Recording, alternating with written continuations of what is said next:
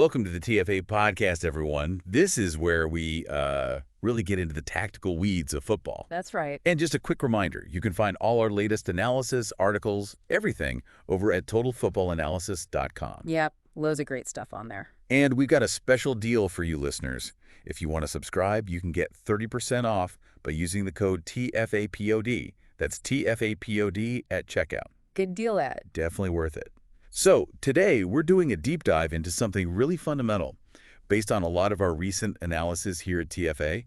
It's that big tactical decision, back three or back four. Ah, yes, the eternal question it feels like sometimes. It shapes so much, doesn't it? Possession, defense, the lot. Absolutely. And we've looked at a whole bunch of games, different systems to really try and, unpack the pros and cons of each, why teams go one way or the other. Right. So where should we start? Back three, maybe. Get into the details of that first. Sounds good. Yeah. So from what we've seen, the big thing with the back three is that, well, it gives you more bodies in the middle, doesn't it? More central coverage. Yeah, exactly. That central depth is key. It sort of allows those defenders, especially the wider center backs maybe, to be a bit more aggressive, step out, anticipate things. Because there's cover behind them, right? Like a safety net. Precisely. And we've noticed in our analysis, this really helps teams that want to press high. Yeah. If that first press gets broken, you've still got that extra layer of security back there. Uh-huh. And for counterattacks too, I suppose. Yeah. That central solidity must help. Definitely. Having three back there can really help, clog up those central lanes where counterattacks often try to penetrate quickly, snuff out danger. Okay, so central security, good for pressing, good against counters. Makes sense. But like everything in tactics, there's always a downside, isn't there? A trade-off. What are the vulnerabilities we've seen with the back three? Yeah, there definitely are trade-offs. One of the main ones we consistently see is dealing with teams that really overload the wide areas. Good wing play. Right. Because what happens then? Do the wingbacks just get pushed back? Often, yeah. What you see is the back three, almost.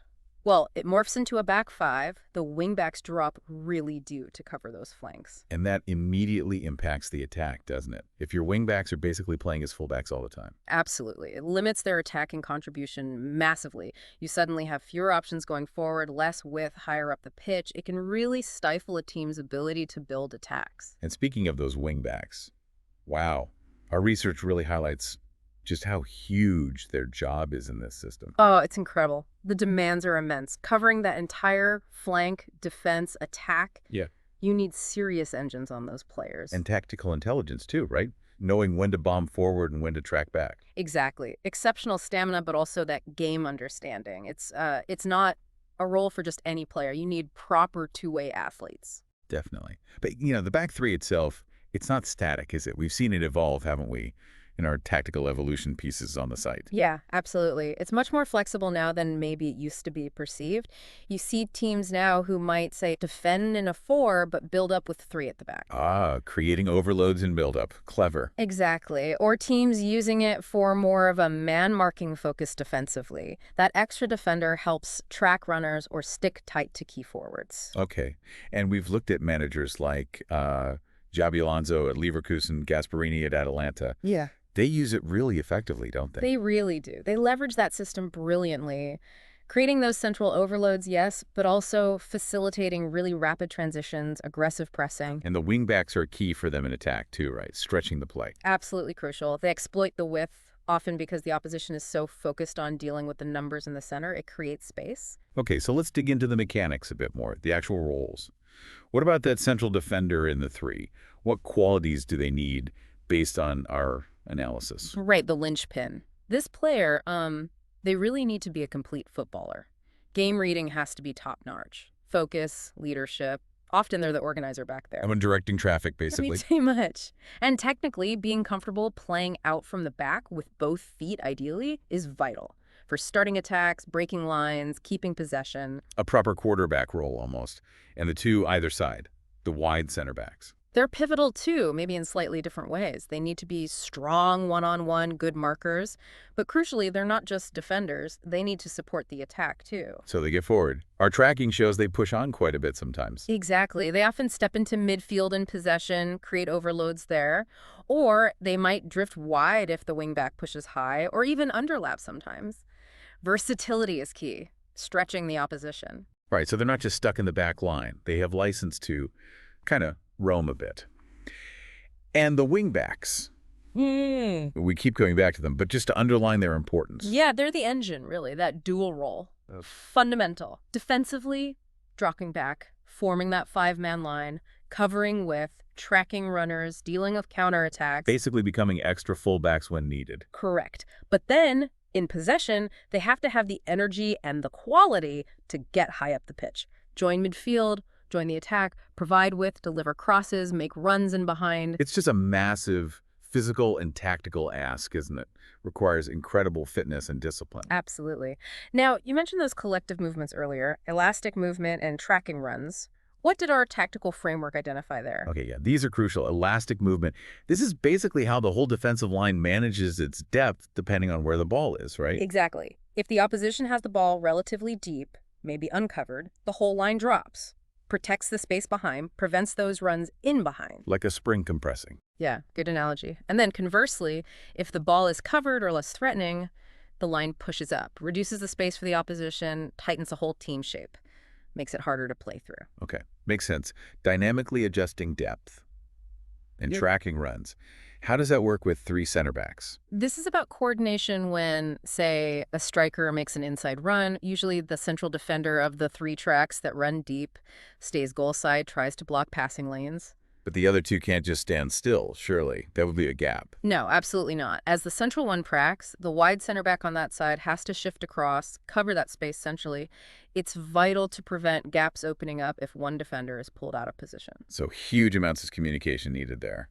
And understanding between the three. Massive. So yeah, summing up the back three, lots of potential for central solidity, tactical flexibility, especially in transitions, but it needs specific players, especially those wing backs, and really high levels of coordination, game reading, quick reactions. Right.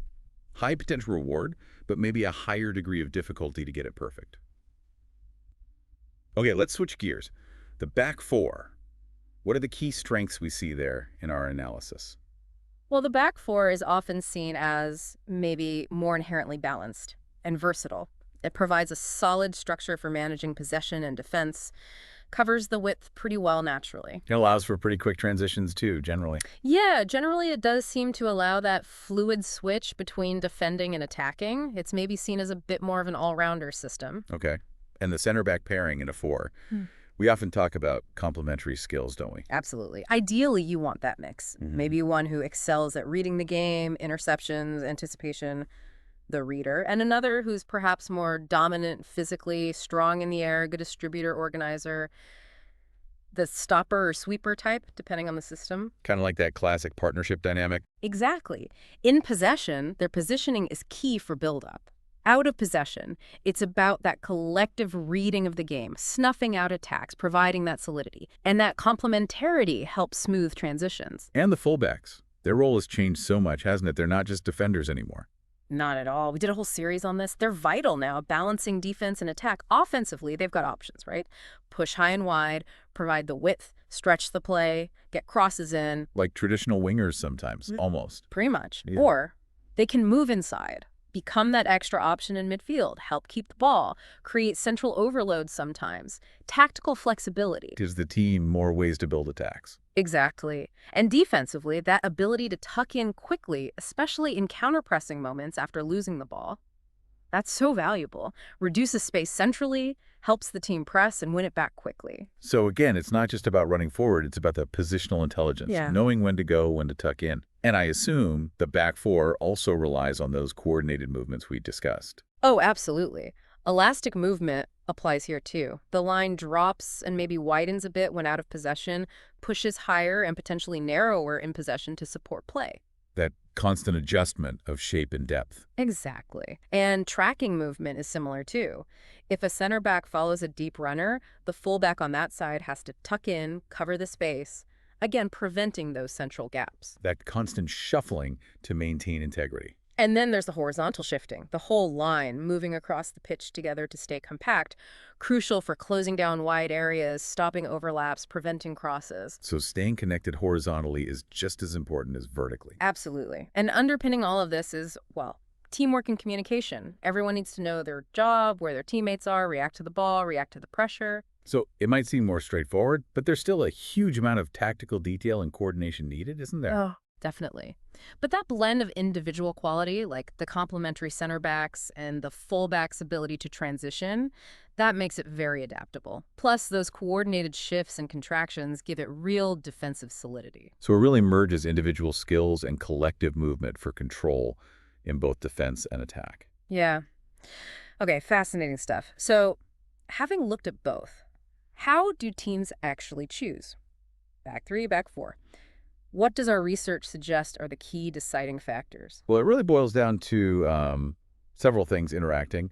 The players you actually have, their specific skills, that's massive. Can't play a back three without the right wing backs, for example. Exactly. Then there's the manager's overall philosophy, the style they want to play, and of course, who you're playing against. Yeah. The opposition's strengths and weaknesses definitely play a part. So no single right answer. It's context dependent. Completely. We saw how the back three offers that potential offensive freedom, thinking about Alonso or Gasperini again, central overloads, quick transitions, but relies heavily on those wing backs, and maybe leaves you a bit more open if a center back steps out, and especially against pace. Potentially, yeah. The remaining defenders have to be quick and smart to cover that space. Interestingly, our PPDA data, passes per defensive action.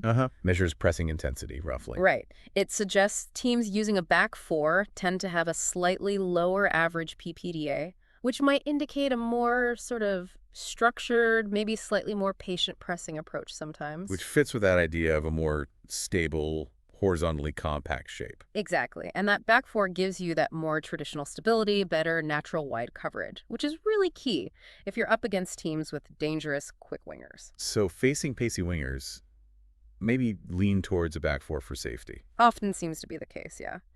So ultimately, our findings suggest a back three suits teams with those intelligent, versatile center backs and dynamic wing backs, while a back four might be preferred for, say, greater inherent solidity, a more structured offside trap, maybe a slightly more conservative base. So it's really about matching the system to your players and your overall game plan, isn't it? Precisely. It's not about which is better overall, but which is better for your team in this situation. Flexibility, adaptability. That's the real key in modern football. Some brilliant insights there. Thanks for walking us through all that. Hopefully, everyone listening, you've got a clearer picture now of the thinking behind these formations next time you watch a match. Hopefully. And remember, you can find loads more analysis like this over at totalfootballanalysis.com. And don't forget that 30% discount with the code TFAPOD, TFAPOD. Check it out.